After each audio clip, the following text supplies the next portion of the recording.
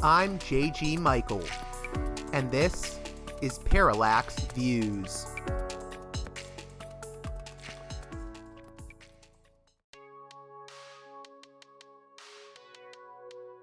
Hey there, Parallax Views listeners. Independent media matters, and your support makes it possible. If Parallax Views has challenged your thinking, exposed you to new ideas, or simply kept you company on your commute, now's the time to help sustain it. Listen, share, and if you can, support the show on Patreon at patreon.com/parallaxviews. One more time, that's patreon.com/parallaxviews.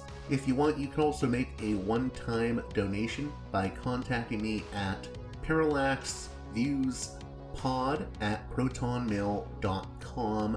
I can give you a link to my PayPal page if you contact me that way. Let's show what listener-supported media can do.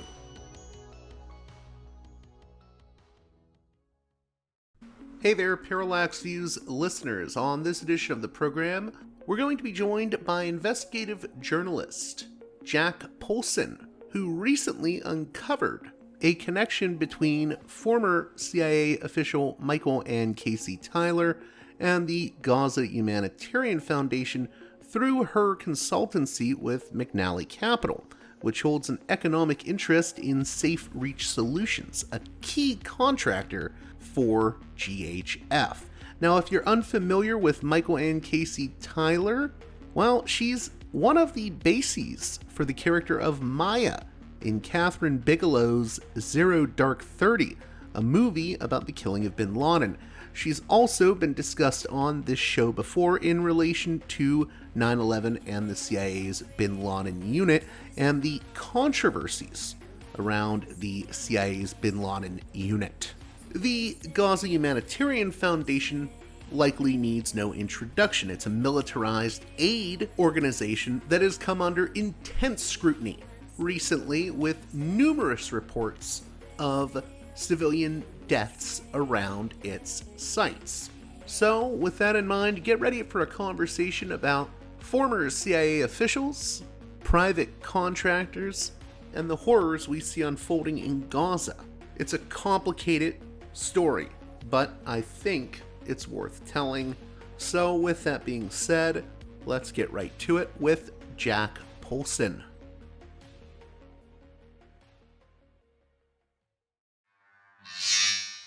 Welcome to Parallax Views. I guess I'm very happy to be speaking with Jack Poulson. He is the executive director of tech accountability nonprofit Tech Inquiry, and he also runs a very interesting Substack, which I've been getting acquainted with thanks to Brace Belden at TrueAnon.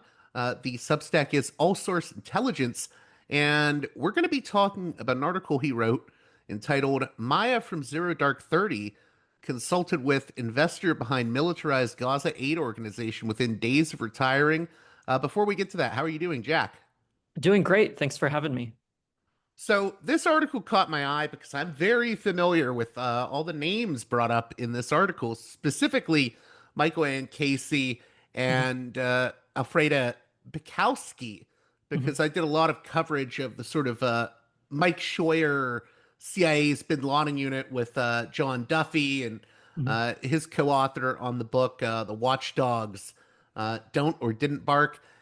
Also, I've spoken with the FBI whistleblower, Mark Rosini, about these sort of figures. He's not always able to use their names for legal reasons, but they're a very interesting crew. They've been known as, I think they had the nickname the CIA's Manson family because they were very devoted to Mike Scheuer. But for my listeners, who is Michael and Casey? Yeah, I mean, the most prominent public role is as one half of the composite of Maya, who is the heroine of the late 2012 kind of pro-torture propaganda film, Zero Dark 30. You mentioned Scheuer. Actually, the other half of that composite was Michael and Casey's direct boss, Alfreda Frances Bukowski, who in 2014 actually married Scheuer, who'd been both of their bosses within the so-called bin Laden issue station, also known as the Alex station within the CIA's counterterrorism center. So honestly, I only know, or I first learned of their names through the same book you just mentioned, which was the 2018 book by Duffy and his co-author, The Watchdogs Didn't Bark. And I think the most interesting detail journalistically in the history there is that as part of the research that later became the book, all the way back to 2011, is part of a podcast known as, it was under the name Who is Rich Blee, who had been actually the successor to Scheuer as head of the Alex station and later became Afghanistan chief of station. Um, as Duffy and I believe, is it Nowosielski is the other Yeah, co-author? yeah. I always mess up Ray's name. Yeah. So they uncovered the names of the two halves of the composite of Maya from Zero Dark 30 about a year before the film published. And when they went out to CIA for comment, they immediately were threatened under the 1982 Intelligence Identities Protection Act, which for your listeners who don't know the history there, it was passed in direct response to Covert Action Information Bulletin, which is actually a pretty incredible archive of CIA station chiefs that were uncovered by former CIA officer Philip Agee as part of his, if you will, intense criticism of the CIA following his departure. And so the idea was, well, how can the CIA shut down the revelation of the names of its chiefs of station? Well, the US government's answer was just make it illegal to do that. And so I since think wasn't Bukowski also referred to as like the unidentified queen of torture in like yes, NBC News? Yeah, exactly. yeah. Yeah, I believe that was Jane Mayer in The New Yorker who first used that term. And in the original article, Bukowski wasn't named. And so I would also point out that Bukowski retired from the agency, as far as I'm aware, much sooner than Casey. And both of them changed their names. So Bukowski married Scheuer in 2014. Casey married, I believe his name is Chris Tyler. And so her last name is Casey Tyler.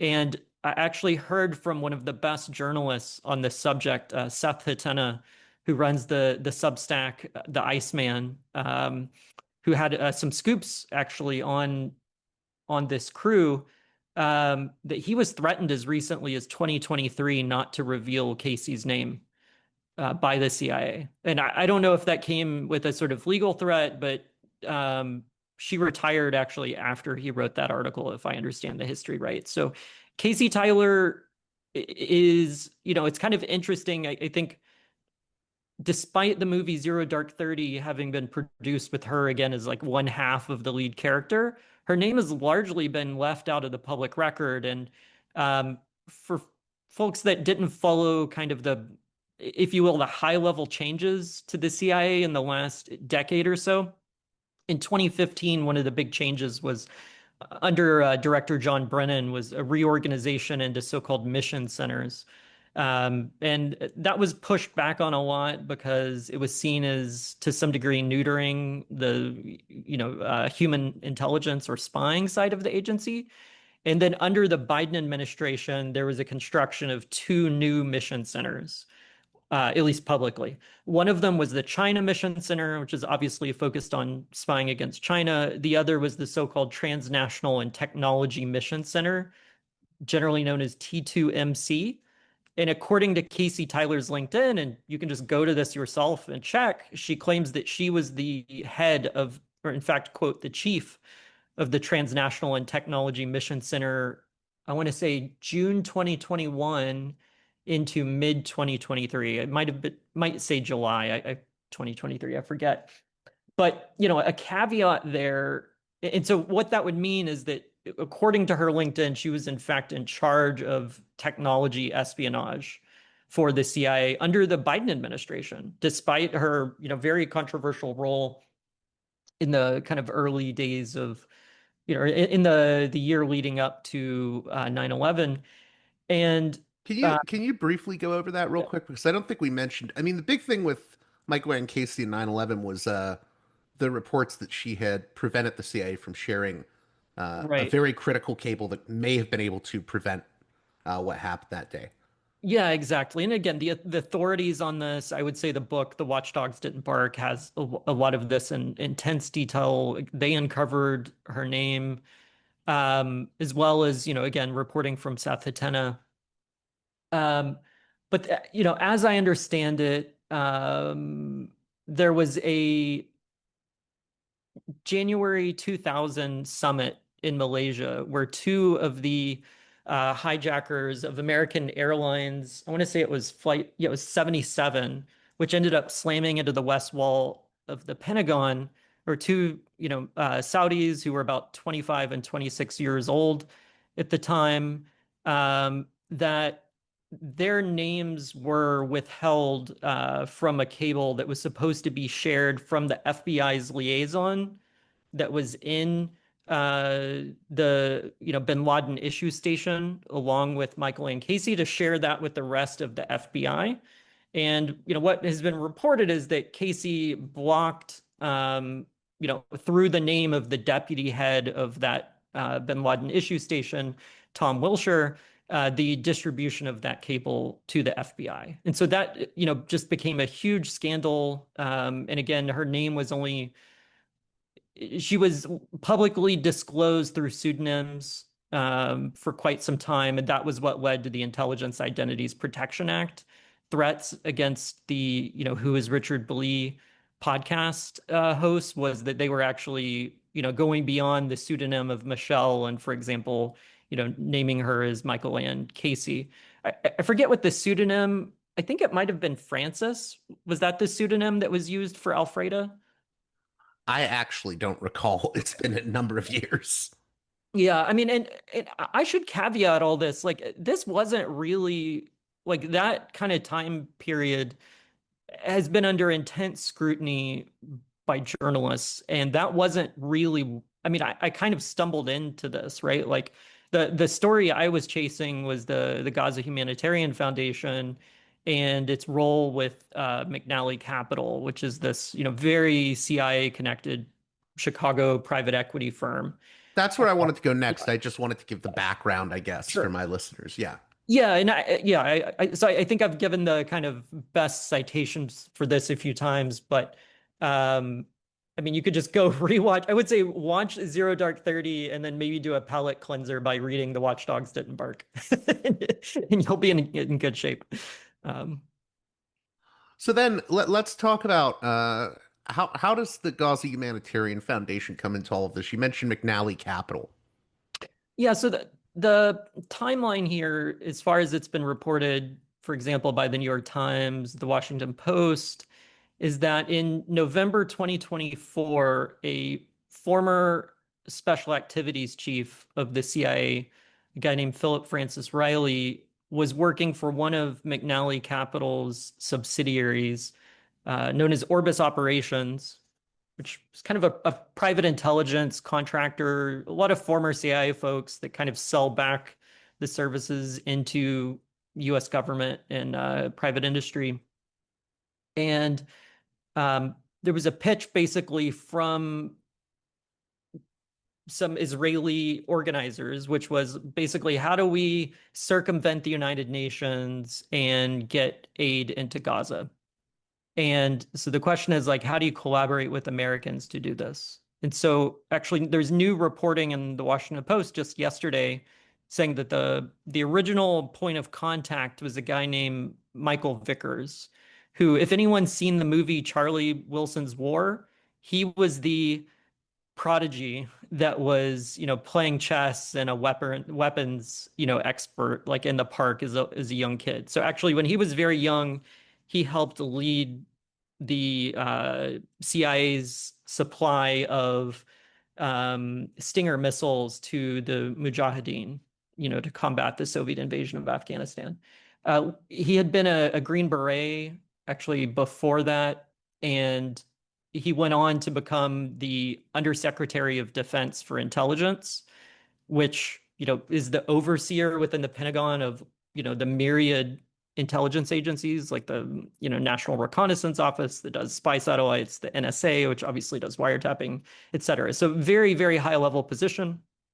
And then he became a board member of this, private intelligence contractor named Orbis Operations that was actually chaired by former CIA director Michael Morrell. And this is the Michael Former Morrell acting CIA director. Yeah. Go ahead. this is the Michael Morrell that you mentioned at the beginning of the article was very critical of Zero Dark 30. Right. Yeah. It was a kind of interesting tie-in that, sort of the protagonists and antagonists, if you will, of kind of the torture narrative end up in close proximity, in modern day. And so, yes, right as the Los Angeles premiere, I want to say like a week or two later from the Los Angeles premiere of Zero Dark 30, Morrell sends out this email to CIA effectively saying like, hey, this movie is portraying torture as being effective. You can't conclude that. And that was reported, I believe, literally the next day in the New York Times, the contents of that email. And so, Morrell was an analyst. He wasn't an ops person, to be clear. He was kind of portrays himself, and I'm sure has been quoted many times as a successor to Bob Gates, who was a previous analyst who became CIA director and actually Secretary of Defense. And so Morrell becomes chair of this private intelligence contractor Orbis. You've got Michael Vickers there, it's high level, and then according to the Washington Post yesterday, the Israeli kind of organizers of this kind of circumvention of United Nations aid come to Vickers. He says, hey, I'm not the right guy, and he passes things off to Riley. So, and that's January 2024.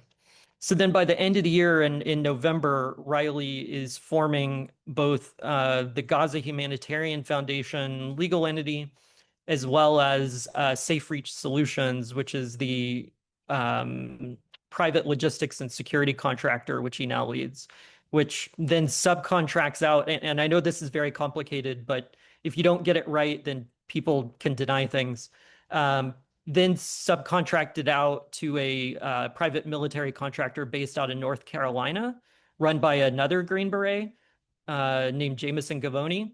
And I mean, Jameson Gavoni is his own character, but Gavoni's company, UG Solutions, is who has the boots on the ground in Gaza at these aid distribution sites. So you could go to their website, it's ugsolutions.co, and they actually have some videos they published through ugsolutions.press, which were in response to some pretty significant leaks of videos of incidents at their sites in Gaza. And this UG Solutions, they hired a lot of people, I guess, from the like former Biden and Obama spokespersons. Yeah, so I had a scoop on this.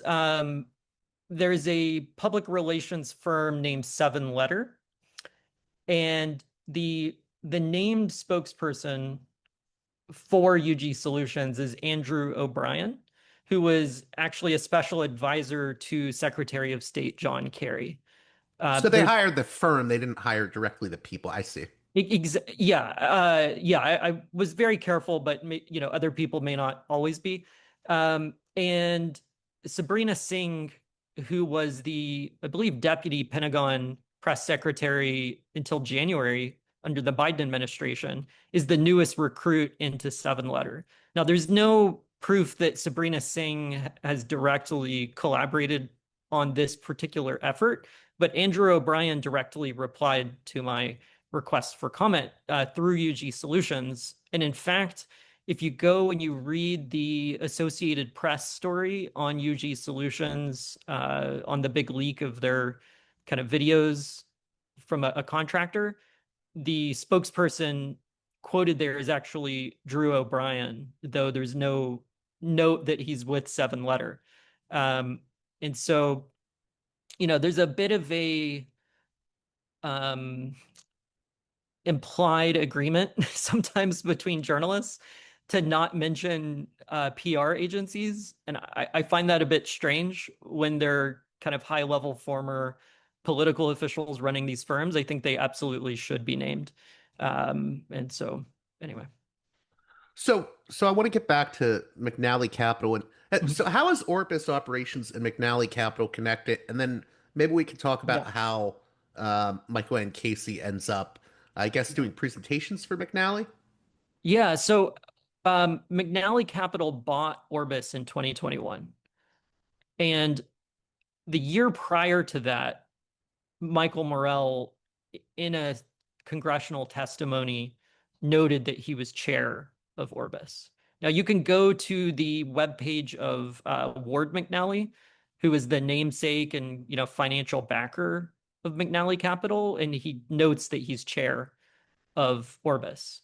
And so, one sort of obvious inference there is that McNally became chair after his company bought Orbis and replaced the former acting CI director. Now, the name McNally should ring a bell for folks. It is indeed the same McNally as Rand McNally, the mapping company. And so in 1998, McNally sold his stake, his inherited stake in that mapping company, and then worked for a few different private equity firms for about a decade. And then in 2008, founded his own firm, McNally Capital.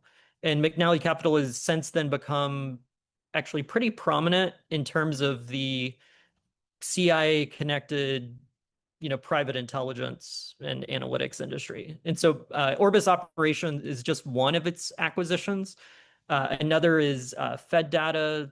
The most recent is actually Quiet Professionals, which is led by a former Delta Force sergeant major named Andy Wilson. And Quiet Professionals, I've done a lot of reporting on in the past. I mean, there's a lot of rabbit holes there, but it may not shock you that, or actually, I don't know if your listeners are aware that the kind of former special ops folks just love creating counter trafficking nonprofits. And often those counter trafficking nonprofits are hand in glove with private intelligence. Whether that's through some explicit relationship with, the company having a for-profit side, or it's, relationships with surveillance companies, which help with the investigations.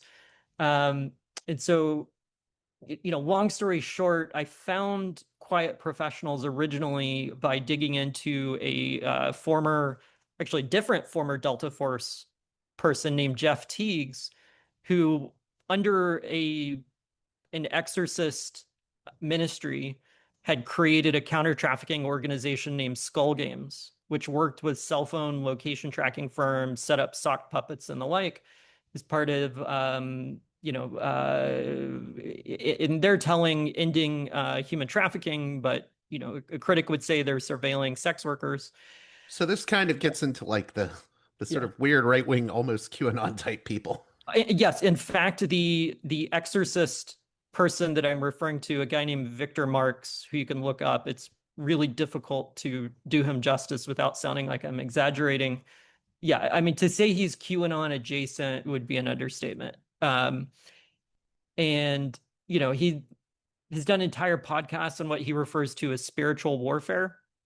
In fact, I had never heard of that term until I started kind of going down those rabbit holes. And he was on podcasts, said things like he's exorcised, I don't know, like 20 demons from one person on a plane while it was, really extreme kind of stuff. That's his whole brand, is that all evils in the world are caused by demons inhabiting people.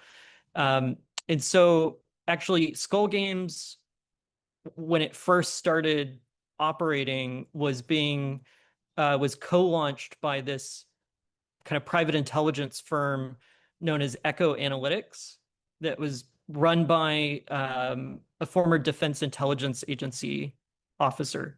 And Echo Analytics Group was then bought by Quiet Professionals. And then I looked up Quiet Professionals and I was like, oh, this is former Delta Force, like former Task Force Orange, former CIA people buying this weird kind of this close partner of this weird organization. And then, lo and behold, after I'm reporting on Gaza Humanitarian Foundation and McNally Capital, McNally acquires Quiet Professionals. I would say one other kind of scoop I had on Quiet Professionals was Um, they were leaked through US government documents to be providing cell phone technology to support US clandestine military officers, like operating overseas in a way that they can deceive foreign counterintelligence services. It's a platform called Cerebra Gray. And in fact, the way it was described, it gives the capability of like remotely wiping the data from your cell phone, for example, if it's like captured or lost. But then also you can deceptively have like two passwords through something that's called a hidden volume. And if anybody looks up what a hidden volume is, it's something that I first came aware of through some reporting on by a journalist named Evan Ratliff on this kind of drug kingpin that allegedly helped develop this software called TrueCrypt. And basically, if like you're caught, you can give up a fake password that decrypts your hard drive to like a staged environment that isn't incriminating, right? Like, so you basically build up a fake profile, but then you have a separate password that like actually unlocks your real environment. And that's known as a hidden volume. And so I was kind of floored to see that in these official contracting documents, it was saying that Quiet Professionals was helping train soldiers actually at Fort Huachuca at this intelligence center in the use of such technology. So McNally has its fingers in a Yeah. lot of different Yeah. pies. So we have Orbis, Uh, Quiet Professionals. What's the significance of this? I mean, I want to like tie it all together for my listeners, and then we can bring it back to the Gaza Humanitarian Foundation and how Orbis was involved in yeah. that. But what's the significance of McNally Capital having all these different they have their fingers in a lot of different pies. What do you think that indicates? One, that much of intelligence is privatized. And so to understand intelligence, it's not enough merely to look at what is happening within, the agencies proper and kind of leadership transitions and the like, which I think was maybe this historic approach.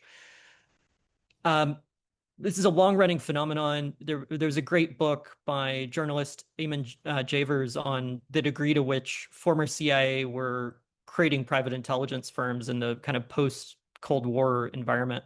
There's sort of this revolving door between the intelligence world and then these private firms. Yeah. Exactly. Yeah. Another that's separate is Cerberus Capital, which is run by the billionaire Steven Feinberg, who actually literally right now is the Deputy Secretary of Defense under Hegseth. And uh, he recruited a bunch of former high-level CIA folks as managing directors at Cerberus, including Thomas Rakusin, who was actually led the CIA's operations against Russia after 2016. And Rakusin went to Feinberg at Cerberus Capital, and then Feinberg joined the new Trump administration, and then Rakusin came back as an advisor under Feinberg. And so I think it's in the Department of Defense. And so it's a good example of like, if you want to understand power, you have to actually pay attention to the I mean, I guess a critic would say a revolving door, but I would, maybe in a less loaded way, you could say the kind of corporate afterlives of the US government officials. And so Casey Tyler, for example, whose name had, disappeared, suddenly becomes public after retiring in October 2024. And I actually don't have proof of like whether it was before or after. I asked for comment on this, didn't hear back. But what I know is that according to her LinkedIn, she retired from the CIA in October 2024. And then on October 22nd, 2024, she's giving a private in-depth talk at the annual kind of shareholder meeting for McNally Capital.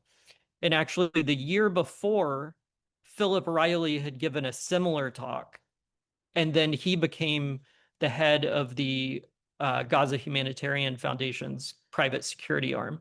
And so, obviously to run any sort of private company, you need equity backers, right? And so to some degree, you have to understand who are the common investors that are, trusted by the CIA and special ops folks. And if you understand them, in many ways, you'll be ahead of a story just by default because you'll know all the players, like it's very strange to have reported on quiet professionals like a year before they, get pulled into this. And I would say another interesting detail here is that quiet professionals is helped to run what they describe as like rescue organizations out of Israel, actually in partnership with Ron DeSantis out of Florida. So for people that don't know, actually the headquarters of U.S. Special Operations Command, as well as U.S. Central Command, is in Tampa, Florida. And so obviously Ron DeSantis is the governor of Florida, and so you have a pretty close relationship between the Florida governor and especially the right-wing side of kind of U.S. covert operations and people formerly from that world. So you can look up something called Grable Rescue, which in fact, Casey Tyler has posted about a lot on LinkedIn. And that was, in fact, very closely tied to quiet professionals and Andy Wilson, the former Delta Force. So I guess my gist here, the long-winded way to answer your question is to say that in reality, this is actually a pretty small community. And if you just get to know the players in this community, it's what's that sort of saying, like 90% of luck is preparation. Like I would say if you just get to know this world, you sort of realize everybody's friends with each other. And it can be very enlightening. It sounds like a lot of these figures are really associated with the right wing too. Not to go back to Mike Scheuer, but I always found it interesting how he is like deeply into the whole like Trump sort of QAnon adjacent conspiracy world. It seems like there's a lot of overlap between these intelligence figures and the sort of right wing sort of MAGA world. Yeah, and in fact, if I remember correctly, again, quoting The Watchdogs Didn't Bark, or paraphrasing rather, Bukowski was previously to Scheuer married to someone from the Foundation for Defense of Democracies, which is a very neoconservative think tank that, to say it has a close relationship with the Israeli government would be an understatement. Like, so I actually attended one of their talks in DC pretty recently, I want to say about 2 months ago. Matt Pottinger was the kind of keynote of it. And as part of the flyers they handed out, it was all about organizing trips from like US national security kind of junior acolytes into Israel.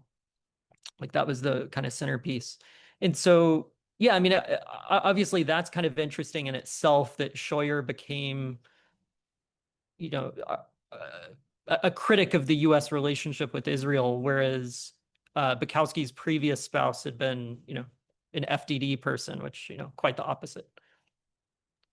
So then, should we also mention? I think you may have mentioned them already, but so Orbis is owned by McNally Uh, Capital, and then there's also this private security and logistics partner, SafeReach Solutions. That right. sort of it's Orbis and SafeReach that sort of set the legal formation of the Gaza Humanitarian Foundation. Can you speak to that?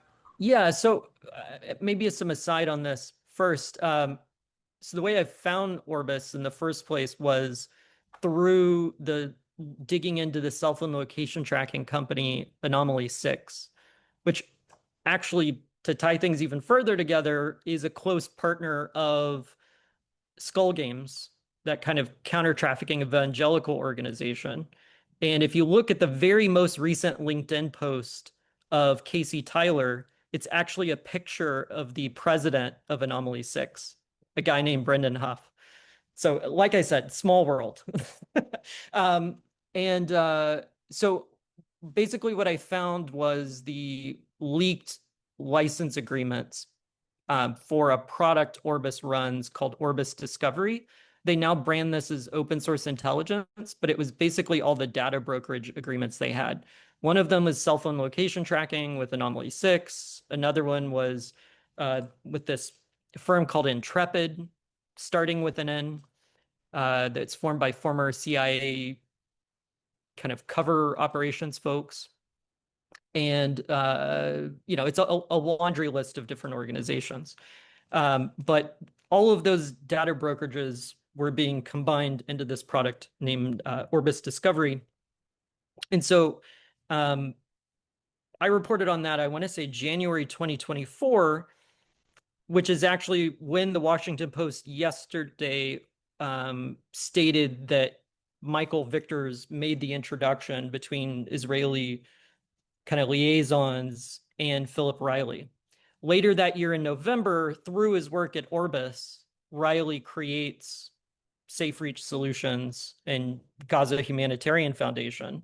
And the initial launch, well before people are really talking about Gaza Humanitarian Foundation, was a vehicle inspection checkpoint in Gaza uh, along the Netzarim corridor that splits Gaza in two just south of Gaza City. And that's where I first started reporting on this. It was, I want to say, January 23rd of this year.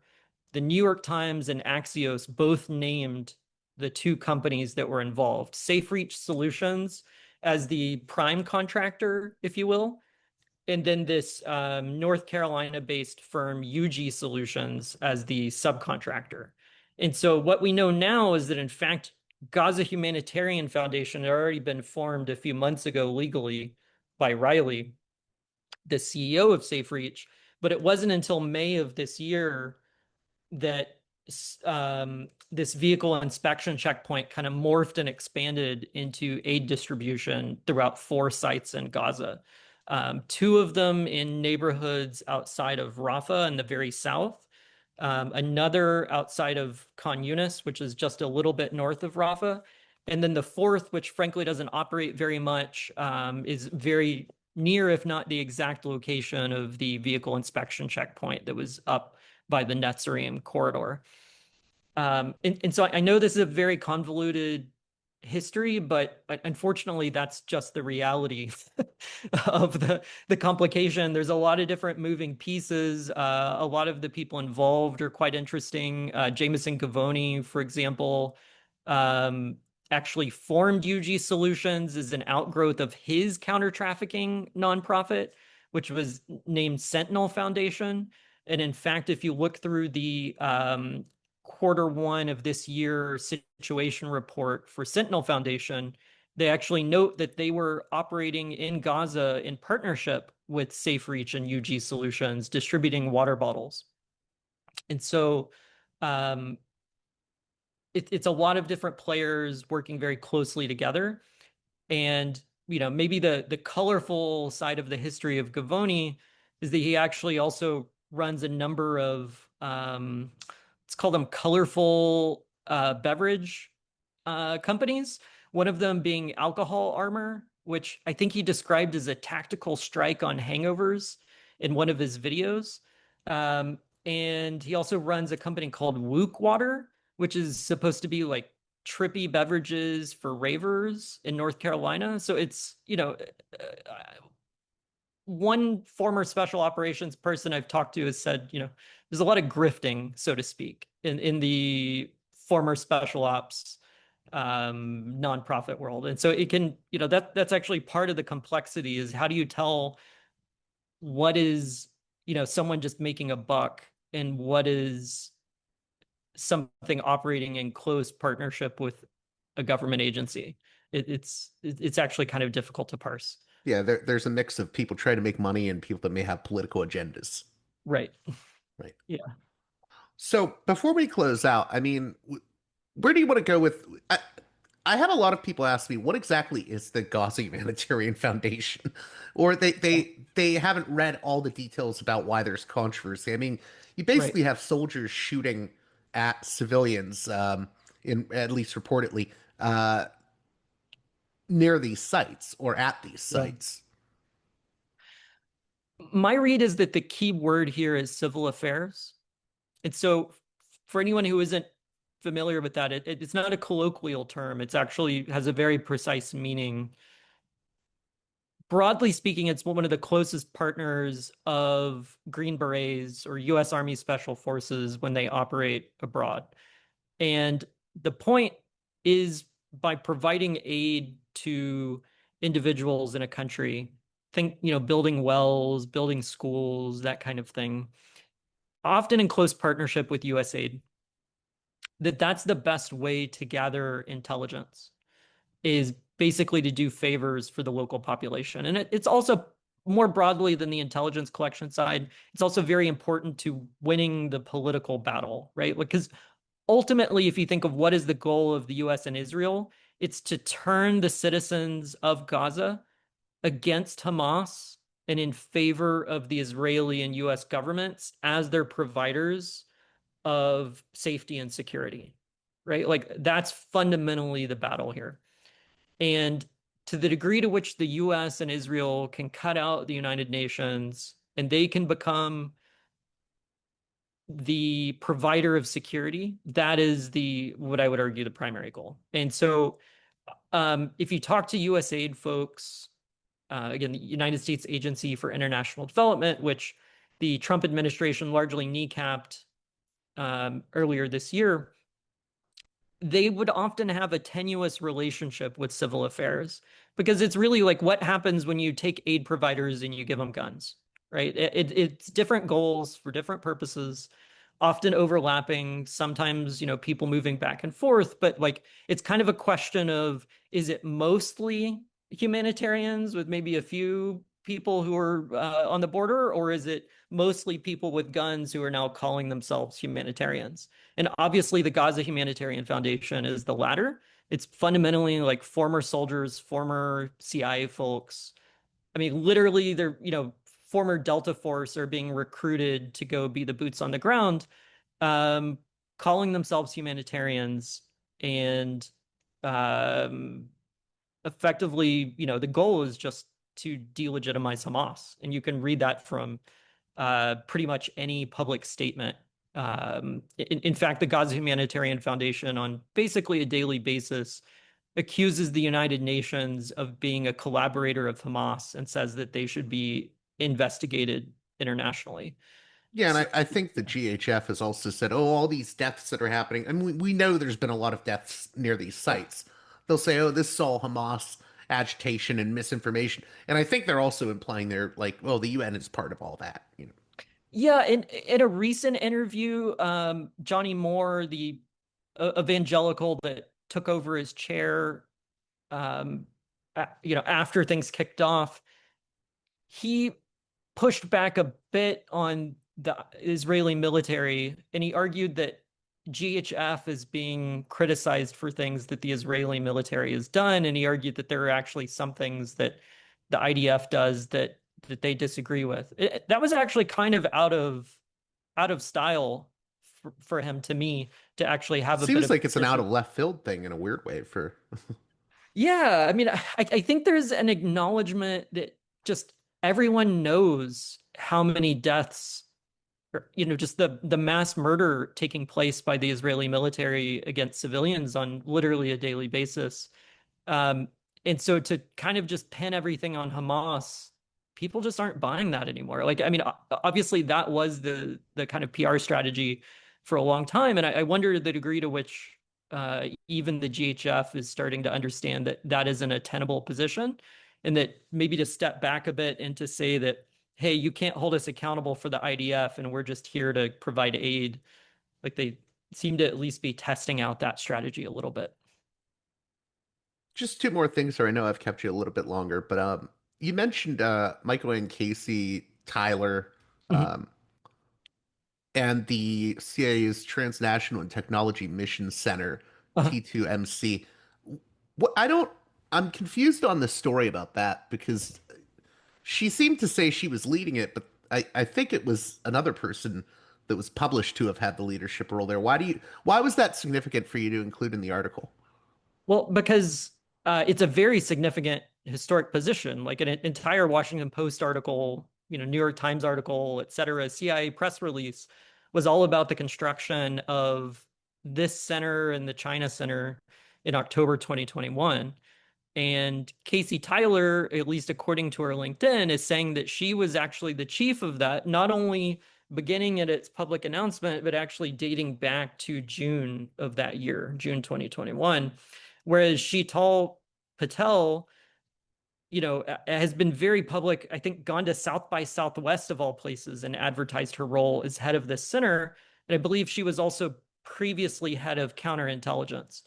at the CIA. And so actually my gut instinct is that Sheetal Patel's role, she was actually the director beginning in June 2022. And so my assumption is there has to be some qualification or timeline error in Casey Tyler's statement, but surely it's not, I don't think it's a fabrication. I suspect she really was a leader in the T2MC, but I mean, I would also say it's important because it shows kind of the evolution from the early CTC days of where, someone that was, half of the composite of Zero Dark 30 star, like where they ended up. And actually, I would say the other interesting detail about this is how is this not reported like before?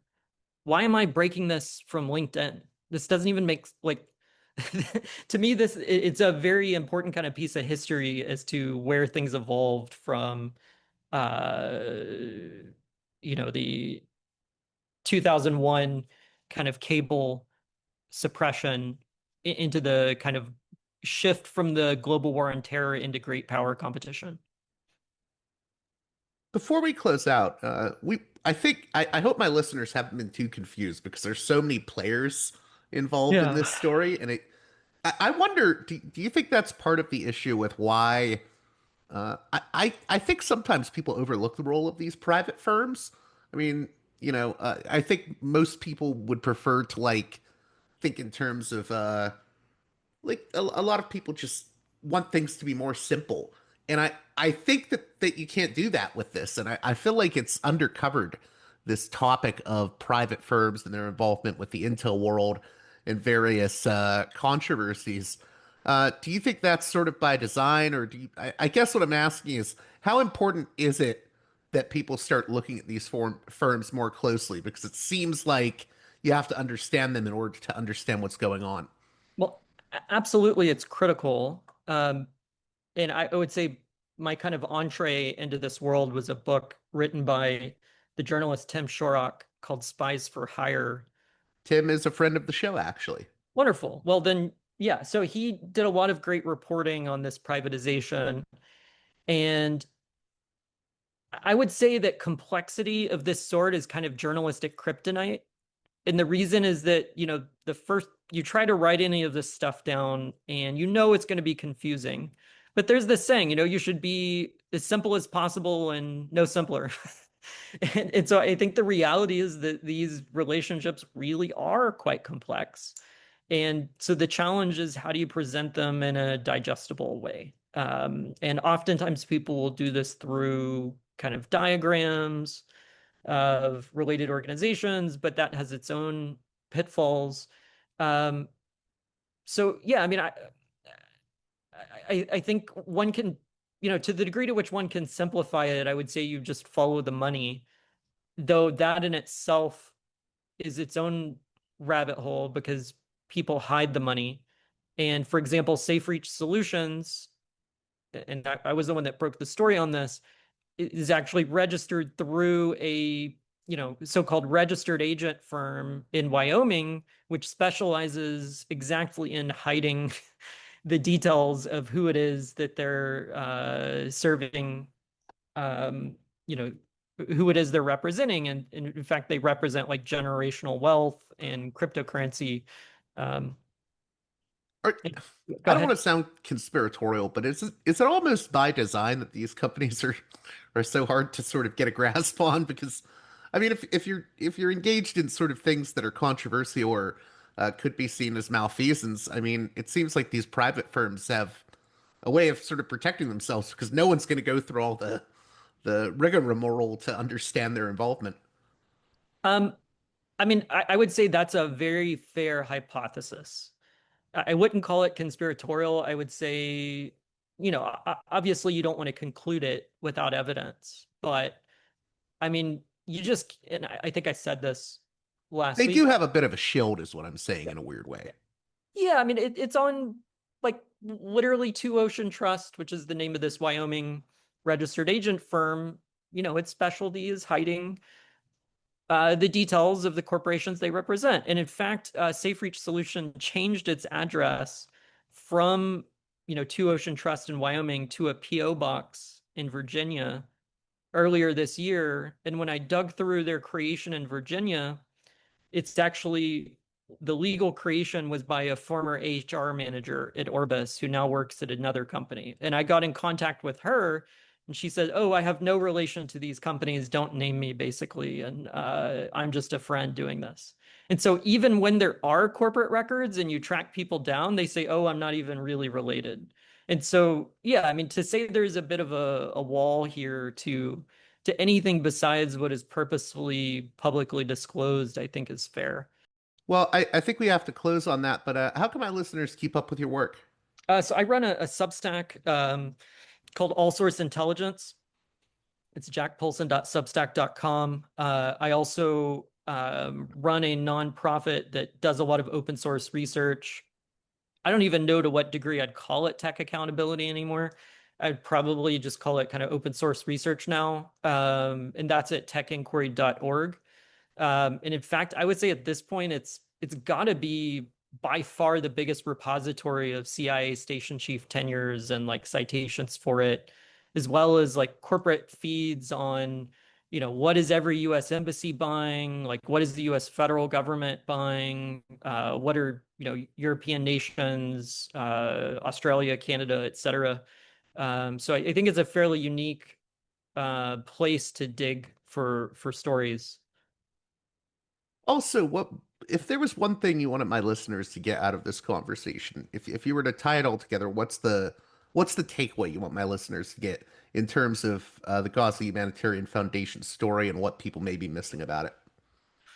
Can't scratch the surface without hitting CIA and special ops. I mean, that's not it's not even really a secret anymore, but I think it's fair to say there was a bit of hesitation initially in kind of the press corps to report that. But actually, what I would probably say is there's not nearly enough attention paid to understanding what Green Berets are and what they do and what like sort of the mechanics are of special forces.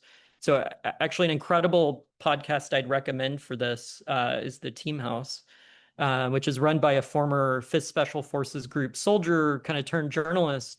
And he'll get very senior folks from all across kind of U.S. covert ops and whether it's CIA, special forces, et cetera, and kind of just explain what it is that their jobs are.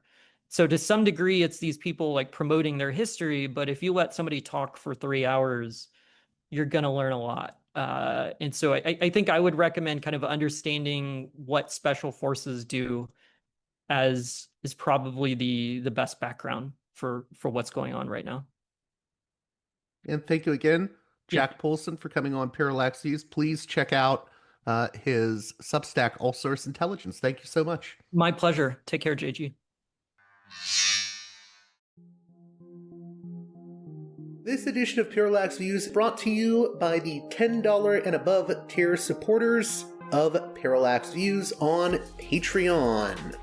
So, with that in mind, producers credit shoutouts to Galen, Matt, Gunnar, Mark, Simon, Alexander, Catherine, G, Tilo, Emilia, Jeremy, Jeff, WV, John, Bert, Brian, Elliot, Darko, Michael, Brace, James, Nick, Mark M, Mersham, Galen, Gareth, Arlen, Bo, Christopher, Michael, Gigadelic Media, Will, Chance, Chase, JC, Dan, Big Bob, David H, Y, Kellerman, Sadeed 13, Kathleen, David, Ava, Bob, The West Bank Robbery Podcast, Jamie, Enoch, Gary, Max, Ishtofer, James, Martin, Matthew Ho, Brian,